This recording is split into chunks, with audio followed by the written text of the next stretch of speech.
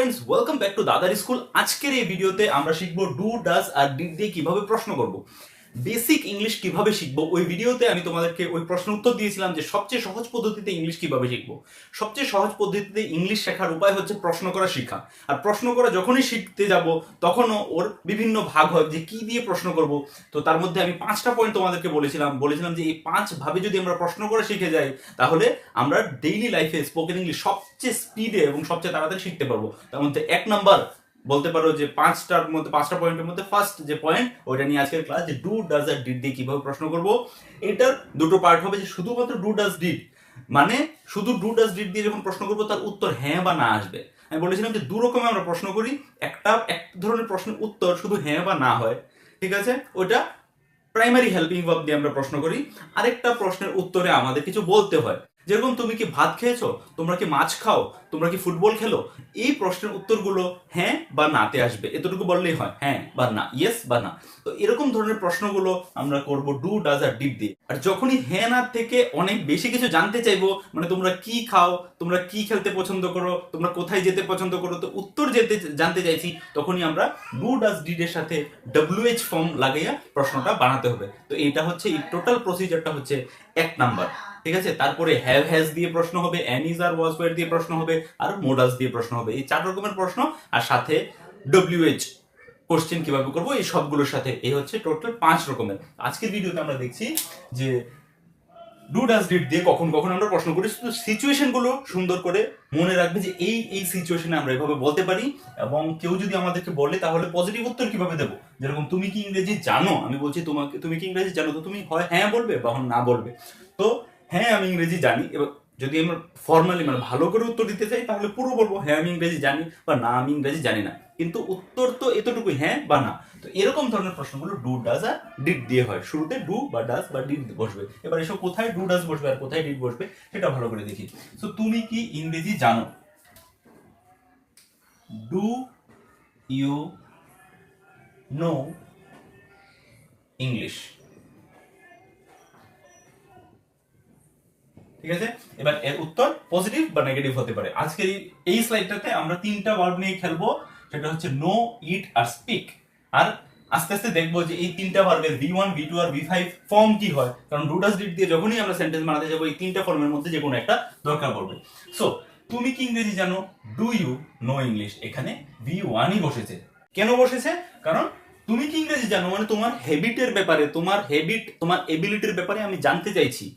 এরকম করে যে কোনো তুমি কোন সময় ঘুম থেকে ওঠো, সকাল থেকে যদি জিজ্ঞেস করি তুমি কোন সময় ঘুম থেকে ওঠো, তুমি নাস্তায় কি খাও, তুমি কি সকালে হাঁটতে যাও, তুমি কি অফিসে যাও, ঠিক আছে, যত ধরনের তোমার রেগুলার হ্যাবিটের ব্যাপারে, তুমি কি গান গাও, তুমি কি কলেজে যাও, তুমি কি আঁকতে পারো, হ্যাঁ বা না, এই যে প্রশ্নগুলো করব এই সমস্ত প্রশ্নের V1ই ব্যবহার করব, ঠিক আছে। So do you know English, আমি যদি উত্তর পজিটিভই দেই তাহলে ইয়েস আই নো ইংলিশ, ঠিক আছে, সিম্পল। নোই থাকলো, V1ই থাকলো। নো যদি না বলি তাহলে উত্তরটা কিভাবে দেবো, নো আই ডু নট। দেখবে যে প্রশ্ন আর নেগেটিভের মধ্যে অনেকটা কানেকশন আছে। প্রশ্নের মধ্যে ডু আছে, সেম ডুটা এখানে চলে আসবে। নো আই ডু, যেহেতু নেগেটিভে দিচ্ছি সুতরাং not, I do not know English, আমি ইংলিশ জানি না। এবার তোমাকে জিজ্ঞেস করছি আমি, ডু ইউ নো ইংলিশ, ঠিক আছে। এবার আমি বলেছিলাম যে যে কোনো ধরনের সেন্টেন্স বানালে আমাদের কিছু কিছু জিনিস মাথায় রাখতে হবে, সেটা হচ্ছে সাবজেক্ট আর ভার্ব। প্রত্যেকটা জিনিস কি, এখানে সাবজেক্ট কি আছে, তুমি, তুমি মানে সেকেন্ড পারসন সিঙ্গুলার। রাজীব কি ইংরেজি জানে, এটা কি হবে, কি দিয়ে শুরু হবে, ডু রাজীব নো ইংলিশ এরকম হবে না, রাজীব কি থার্ড পারসন সিঙ্গুলার, এই জন্য ডু এর জায়গায় এখানে ডাজ হয়ে যাবে। সো এখানে কোশ্চেনটা কি হবে, ডাজ রাজীব, আমি বাংলায় বলি রাজীব, রাজীবই লিখছি, বাট অন্য ইংলিশে যদি বলি তাহলে এটা রাজীব হয়ে যায়, রাজীব, ঠিক আছে। So does Rajiv know English, এবার এখানে দেখো নোটা নোই আছে, কিন্তু মানে যেখানে ডাজ লাগিয়ে দেবো সেইখানে কিন্তু আর ভার্বের ফর্ম চেঞ্জ হবে না। আদারওয়াইজ আমি যদি এখানে পজিটিভ বলতে চাই, ইয়েস রাজীব নো ইংলিশ হবে? বলো এখানে কি হবে? রাজীব নো ইংলিশ হবে? ইয়েস, রাজীব নো ইংলিশ হবে না। কেন না? কারণ আগের সিম্পল পাস্ট টেন্সের ভিডিও, সিম্পল প্রেজেন্ট টেন্সের ভিডিওতে আমরা দেখেছিলাম যে রাজীব মানে থার্ড পারসন সিঙ্গুলার হলে ভার্বের সাথে এস বাই এস ফর্ম যোগ হয়, তো V5 এখানে আছে, V5 ফর্ম যোগ হবে। So yes, Rajiv knows English, Rajiv English জানে। কিন্তু এখানে তাহলে নোজ হয়নি কেন? ডাজ রাজীব নোজ ইংলিশ হয়নি কেন? কারণ ডাজ বসে গেলে একটা সেন্টেন্সে, একটা বাক্যে ডাজ যেখানে বসে যাবে সেখানে আর V5 হবে না, V1 হবে। So does Rajiv know English, Rajiv কি ইংলিশ জানে? Yes, Rajiv knows English. আর নো রাজীব, যদি বলি রাজীব ইংলিশ জানে না, নো রাজীব জানে না, তাহলে ডু নট হবে না ডাজ নট হবে? অবশ্যই প্রশ্নের সাথে উত্তর সেম হবে। সো ডাজ যেহেতু হয়েছে, এখানেও ডাজ নট, ডাজ হয়ে গেল মানে আর নোজ হবে না, এগেন শুধু নো হবে ইংলিশ। এই যে টুইস্টটা, বারবার বলবো, এই টুইস্টটা শুধু মনে রাখতে হবে যে থার্ড পারসন সিঙ্গুলার হলে হয় ডাজ হবে, মানে প্রশ্ন করতে গেলে ডাজ ব্যবহার করব, আর উত্তর দিতে গেলে V5 এর S by S form use করব। যদি মানে যে কোনো সেন্টেন্সে একবার ডাজ ইউজ হয়ে গেলে সেখানে আর S by S form use হবে না, ঠিক আছে? সো যেরকম পজিটিভ সেন্টেন্সে দেখছি যে এখানে ডাজের দরকার নেই, মানে প্রশ্ন করছি না বা নেগেটিভও বলছি না, সে তো রাজীব নোজ ইংলিশ, কিন্তু প্রশ্ন করতে আর নেগেটিভ বলতে ডাজের দরকার পড়বে। যেরকম ডাজ রাজীব নো ইংলিশ, এখানে V1 ব্যবহার হয়েছে, সেম এখানে no Rajiv does not know English, মানে এখানেও V1 ব্যবহার হয়েছে, কারণ এখানে ডাজ নট লাগাতে হয়েছে, জানে না, Rajiv does not know English.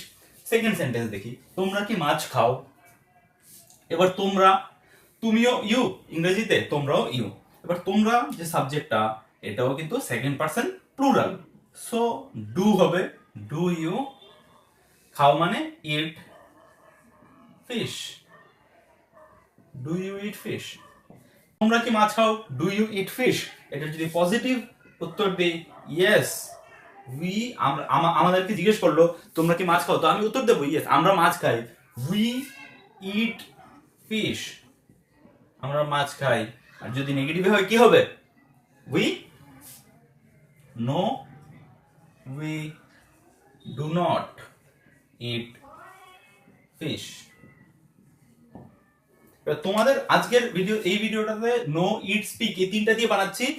তোমাদের কাজ থাকবে আরো কমসে কম 3টা এরকম ভার্ব লাগিয়ে তোমাদের জীবনে যা যা ঘটে সেগুলোকে বানানো। যদি বানাতে পারো, ঠিক আছে, ভার্ব মানে নো, ইট আর স্পিক, যেরকম এখানে জানো, খাও আর বলা, কথা বলা, এই 3টা ভার্বকে ইউজ করা হয়েছে। তোমরা যদি ব্যাপারটা ভালো করে বুঝে থাকো, তাহলে নিজে থেকে আরো 3টা ভার্ব, দৈনন্দিন জীবনে যা যা ঘটে তোমাদের ওইরকম ভার্বকে তুলে নতুন নতুন সেন্টেন্স তৈরি করবে। এবার সেম জিনিসটা আমি এখানে মাছ খায়, কে মাছ খায়, সে, তার ব্যাপারে জিজ্ঞেস করছি, যে কোনো একজন, সেটা মেয়ে হতে পারে, ছেলে হতে পারে, ঠিক আছে, কাউকে দেখিয়ে। সো সে কি মাছ খায়? Does she eat fish? ওকে দেখিয়ে জিজ্ঞেস করছি ডাজ শি ইট ফিশ, মানে আমাদের বাড়িতে গেস্ট এসেছে একটা, এবার বাচ্চারাও আছে, একজনকে দেখিয়ে বলছি ও কি মাছ খায়, ডাজ শি ইট ফিশ। এবার ডাজ কেন হলো? সেম রুল, যেহেতু সেটা থার্ড পারসন সিঙ্গুলার, সে তো ডাজ হলো, আর V1। এবার উত্তরে বলবে, কেউ বলবে যে ইয়েস ও মাছ খায়, হ্যাঁ ও মাছ খায়, yes she eats fish. It's কেন হবে? সেম বলেছিলাম যেহেতু এখানে সে আছে, সেহেতু এখানে ইটস হয়ে যাবে। এবার না, নেগেটিভ অ্যান্সার যখন দেবো, no she does not eat fish, ও মাছ খায় না, she does not eat fish, কারণ এখানে ডাজ আছে। সেম এখানে যা বলেছিলাম যে সে থার্ড পারসন সিঙ্গুলার যখন হয়ে গেল তখন হয় ডাজ, না হয় V5 S by S form. যেহেতু প্রশ্ন করার সময় ডাজ দরকার আর উত্তর দেওয়ার সময় ডাজ দরকার, তো এই জন্য প্রশ্ন আর উত্তর করার সময় ভার্বের ফার্স্ট ফর্মই থাকছে। কিন্তু যখন আমরা পজিটিভ সেন্টেন্স বলছি, যেরকম আমি মাছ খাই, আই ইট ফিশ, তুমি মাছ খাও, ইউ ইট ফিশ, রবি মাছ খায় না, Ravi does not eat fish, ঠিক আছে, এরকম she eats, she does not eat fish. আমি মাছ খাই, সরি, আমি মাছ খাই, আই ইট ফিশ, তুমি মাছ খাও, ইউ ইট ফিশ, রবি মাছ খায়, রবি ইটস ফিশ। আমি মাছ খাই না, I do not eat fish, তুমি মাছ খাও না, you do not eat fish, Ravi মাছ খায় না, Ravi does not eat fish. আমরা মাছ খাই, উই ইট ফিশ, আমরা মাছ খাই না, we do not eat fish. তোমরা মাছ খাও, ইউ ইট ফিশ। তোমরা মাছ খাও না, you do not eat fish. ওনারা মাছ খায়, দে ইট ফিশ। ওনারা মাছ খায় না, they do not eat fish. But যখন আমি বলছি রবি মাছ খায়, রবি ইটস ফিশ। রবি মাছ খায় না, Ravi does not eat fish. Rahul মাছ খায়, রাহুল ইটস ফিশ। রাহুল মাছ খায় না, Rahul does not eat fish. ঠিক আছে, নেক্সট আসো, ওনারা কি ইংরেজিতে কথা বলে? কি হবে? ডাজ দিয়ে শুরু হবে। ওনারা সাবজেক্ট দেখতে হবে শুরুতে। সো ওনারা হচ্ছে third person plural. Third person plural মানে ডু দিয়েই শুরু হবে। সো ওনারা কি ইংরেজিতে কথা বলে? Do they speak. আচ্ছা, ইংরেজিতে এই তেটার জন্য কি হবে? In English. এবার আমি যদি বলি ওনারা কি ইংরেজি বলে, তাহলে হবে ডু দে স্পিক ইংলিশ। কিন্তু ওরা কি ইংরেজিতে কথা বলে? Do they speak in English. ওরা কি ইংরেজি বলে, তাহলে ওরা কি ইংরেজি কথা বলে? Do they speak English. ওরা কি ইংরেজিতে কথা বলে? Do they speak in English. এবার আমি উত্তর দেব, হ্যাঁ ওনারা ইংরেজিতে কথা বলে। ইয়েস দে কি হবে? Speak. Yes they speak in English. হ্যাঁ ওনারা ইংরেজিতে কথা বলেন। Yes they speak in English. আর নেগেটিভে কি হবে? নো, না ওনারা ইংরেজিতে কথা বলেন না। No they do not speak in English. না ওনারা ইংরেজিতে কথা বলেন না। এবার এটা হয়ে গেছে। তো ওনারার জায়গায় যদি আমি বলি তুমি কি ইংরেজিতে কথা বলো? Do you speak in English? তুমি কি ইংরেজিতে কথা বলো? এখানে আমরা বলেছিলাম তুমি কি ইংরেজি জানো? Do you know English? তুমি কি ইংরেজিতে কথা বলো? Do you speak in English? এবার তোমরা কি ইংরেজিতে কথা বলো? Do you speak in English? ওনারা কি ইংরেজিতে কথা বলে? Do they speak English? হ্যাঁ আমি ইংরেজিতে কথা বলি। Yes I speak in English. তুমি ইংরেজিতে কথা বলো, ইউ স্পিক ইন ইংলিশ। ওনারা ইংরেজিতে কথা বলে, দে স্পিক ইন ইংলিশ। কিন্তু ওনারা ইংরেজিতে কথা বলেন না, they do not speak in English. Madam কি ইংরেজিতে কথা বলে? এখানে ম্যাডামটা কি? ম্যাডাম হচ্ছে থার্ড পারসন সিঙ্গুলার। শুধু টুইস্টটা এইটুকু মনে রাখতে হবে যে সাবজেক্টটা হচ্ছে মেইন খেলা, হচ্ছে সাবজেক্টটা। যে সাবজেক্টটা থার্ড পারসন সিঙ্গুলার হয়ে যাবে, থার্ড পারসন সিঙ্গুলার কি সেটা ইজিলি মনে রাখতে হবে। যে আমরা, তুমি তোমরা আর ওনারা ছাড়া সবকিছু থার্ড পারসন সিঙ্গুলার। মানে আমরা, তুমি তোমরা ছাড়া তৃতীয় যা কিছু এক বচন আছে সবকিছু থার্ড পারসন সিঙ্গুলার। আর বহু বচন সেম আমরা, তুমি তোমরা দলেই পড়বে। So madam third person singular হয়ে যাচ্ছে। সো মানে এক বচন হয়ে যাচ্ছে, তৃতীয় ব্যক্তি এক বচন। সো ডাজ হয়ে যাবে। ঠিক আছে, ডাজ ম্যাডাম কি ইংরেজিতে কথা বলে? সেম বাকিটা। Does madam speak in English? Speak in English. Madam কি ইংরেজিতে কথা বলে? Does madam speak in English? হ্যাঁ ম্যাডাম ইংরেজিতে কথা বলে। Yes madam speaks in English. Speaks in English. বারবার ইংলিশের ইটা বড় হাতে লিখছি, কারণ যে কোনো ল্যাঙ্গুয়েজের ফার্স্ট লেটারটা বড় হাতেরই হয়। So yes madam speaks in English. এখানে দেখো স্পিক্স হয়ে গেল, মানে V5 হয়ে গেল। এবার আমি যদি বলি না ম্যাডাম ইংরেজিতে কথা বলেন না, তাহলে no madam does not speak. Speaks হবে? স্পিক্স হবে না। কেন স্পিক্স হবে না? ম্যাডাম ইংরেজিতে কথা বলেন না, মানে যেরকম madam does not speak in English. Madam ইংরেজিতে কথা বলেন না, madam does not speak English. Ravi ইংরেজিতে কথা বলেন না, Ravi does not speak in English. ঠিক আছে, রবি ইংরেজি বলে না, Ravi does not speak English. Ravi ইংরেজিতে কথা বলে না, Ravi does not speak in English. তুমি ইংরেজিতে কথা বলো না, you do not speak in English. তুমি ইংরেজি বলো না, you do not speak English. ঠিক আছে, এবার আমরা দেখলাম V1 আর V5 শুধু এখানে ইউজ করেছি, কারণ ডু আর ডাজ দিয়ে বানিয়েছি। এবার ডিড কোথায় লাগাবো? ডিড লাগাবো সেম সেন্টেন্সগুলো যখন পাস্টে জিজ্ঞেস করবো, মানে অতীতকাল হয়ে যাবে। অতীতকাল কিভাবে? ধরো এখানে তুমি কি ইংরেজি জানো এর জায়গায় আমি জিজ্ঞেস করছি তুমি কি ইংরেজি জানতে। মানে তুমি যে কোনো একটা কথা এবার ইংরেজি জানতে এরকম করে হতে পারে। একটা জায়গা থেকে তুমি ইন্টারভিউ দিয়ে বেরিয়ে গেলে তুমি বাংলাতেই বলেছো, বাট তোমাকে বেরোবার পর তোমাকে জিজ্ঞেস করছে কেউ যে তুমি কি ইংরেজি জানতে, তো কিভাবে জিজ্ঞেস করবে? এখানে ডু এর জায়গায় ডিড হয়ে যাবে। এখানে কি হবে? ডু এর জায়গায় ডিড হয়ে যাবে। সো তুমি কি ইংরেজি জানতে? Did you know English? ঠিক আছে, তো এখানে তুমি উত্তর কিভাবে দেবে? ইয়েস আই নো এর জায়গায় এখানে শুধু V2 করতে হবে। এইখানে এই ভিডিওটাতে এটাই ভালো করে মনে রাখবে এবার, যে ডিড আর V2 এর খেলা হয়ে যাবে এবার পুরো। আগে যেরকম do does R V1 R V5 এর মধ্যে খেলা ছিল, এবার যখন আমি পাস্টে চলে যাব ডিড ব্যবহার করব, তখন বাকি সবকিছু সেম থাকবে, শুধু ডিড মানে যেখানে যেখানে ডিড হওয়ার সেখানে সেখানে ডিড হবে, মানে কোশ্চেন করতে আর নেগেটিভ সেন্টেন্সে। এখানে যেরকম কোশ্চেন করার সময় ডাজ ব্যবহার হতো আর নেগেটিভ সেন্টেন্সে ডাজ ব্যবহার হতো, কিন্তু পজিটিভ সেন্টেন্সে ডাজ ব্যবহার হতো না। সেম যখন ডিড মানে অতীতকালে জিজ্ঞেস করো রাজীব কি ইংরেজি জানের জায়গায় রাজীব কি ইংরেজি জানতো, রাজীব কি ইংরেজি জানতো যখনই বলবো তখন ডাজের জায়গায় ডিড হয়ে যাবে। আর পজিটিভ সেন্টেন্সে এখানে যেরকম V5 ইউজ হয়েছে, V5 এর জায়গায় V2 ইউজ হয়ে যাবে। তো এতটুকু এতটুকু শুধু চেঞ্জ করতে হবে। এসব চেঞ্জ করে দেখি শুরু থেকে। তুমি কি ইংরেজি জানতে? So did you know English? হ্যাঁ, আমি ইংরেজি জানতাম। তো এখানে যখন পজিটিভ বলবো আমি কি ইংরেজি জানতাম, তখন V2, নো এর V2 কি new, new KNEW new. So yes I new, KNEW হয়ে যাবে, আই নিউ ইংলিশ। আর আমি ইংরেজি জানতাম না, no I did not know English, same থাকবে। এই জন্যই এই ডু ডাজ এর সাথে ডিডটাকে বসিয়েছি, যে এগুলোতে বেশি চেঞ্জেস না, একটু একটু চেঞ্জেস হবে, জাস্ট একটু একটু। কি শুধু ডু আর ডাজ এর জায়গায় শুধু ডিড বসবে। আচ্ছা, এখানে যেখানে ডিড হয়ে যাবে ওখানে V2 আর হবে না, V1ই হবে। ডিডের যে ডিড জিজ্ঞেস করলো কেউ, উত্তর প্রশ্ন করলো আমাকে ডিড দিয়ে, তাহলে উত্তর দিতে গিয়ে আমি ডিডকে হাঁটিয়ে V2।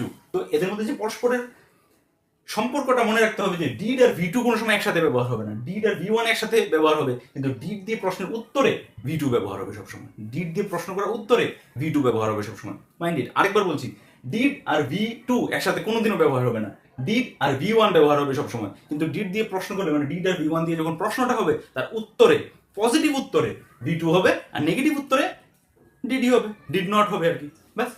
সো তুমি কি ইংরেজি জানতে? Did you know English? Yes I knew English, মানে আমি ইংরেজি জানতাম না, আমি ইংরেজি জানতাম না, I did not know English. দেখো এবার কত সুন্দর এগুলো চেঞ্জ হয়ে যাবে। রাজীব কি ইংরেজি জানে? এখানে ডু আর ডাজের ঝামেলাটাই শেষ, এখানে শুধু ডিড। রাজীব কি ইংরেজি জানতো? Did Rajib know English? No, V1ই হবে। বলেছি না ডিড আর নিউ একসাথে হবে না কোনো সময়। So did Rajib know English? হ্যাঁ, রাজীব ইংরেজি জানতো। রাজীব, ইয়েস রাজীব কি হবে? Knew, KNEW। Yes Rajeev knew English, Rajeev ইংরেজি জানতো। ঠিক আছে, তারপর নো, রাজীব ইংরেজি জানতো না, রাজীব ডাজ হবে না, এখানে এখানেও হয়ে যাবে ডিড। বাস, তাহলে কতটুকু চেঞ্জেস দেখতে পেলে? শুধুমাত্র ডাজের জায়গায় ডিড আর নো এর জায়গায় নিউ, এতটুকুই চেঞ্জেস। এবার দেখো, তোমরা কি মাছ খাও এর পাস্টের কি জিজ্ঞেস করবো, তোমরা কি মাছ খেয়েছিলে? সে কি মাছ খায়? সে কি মাছ খেয়েছিল? তো তোমরা কি মাছ খেয়েছিলে? তোমরা কি মাংস খেয়েছিলে? তোমরা কি পায়েস খেয়েছিলে? এরকম যখন জিজ্ঞেস করবো, ডু এর জায়গায় ডিড বসিয়ে দিলাম। Did you eat fish? তোমরা কি মাছ খেয়েছিলে? Yes we. এখানে কি হবে? ইট এর সেকেন্ড ফর্ম, ইট এর সেকেন্ড ফর্ম। বলেছিলাম যে ডিড আর ইট, মানে ডিড এর সাথে সবসময় V1 ব্যবহার হয়েছে, আর ডিড চলে গেল উত্তরে, সেকেন্ড ফর্ম V2 চলে আসবে। ইট এর কি হয়? Ate, eat ate, eaten eating eats. So হ্যাঁ, আমরা মাছ খেয়েছিলাম। Yes we ate fish. না, আমরা মাছ খাইনি। No we did not eat fish. বাস এতটুকুই, no we did not eat fish. এবার সে কি মাছ খেয়েছিল? সে কি মাছ খেয়েছিল? Did she eat fish? হ্যাঁ, ও মাছ খেয়েছিল। ইয়েস শি এইট ফিশ, ও মাছ খেয়েছিল। না, ও মাছ খায়নি।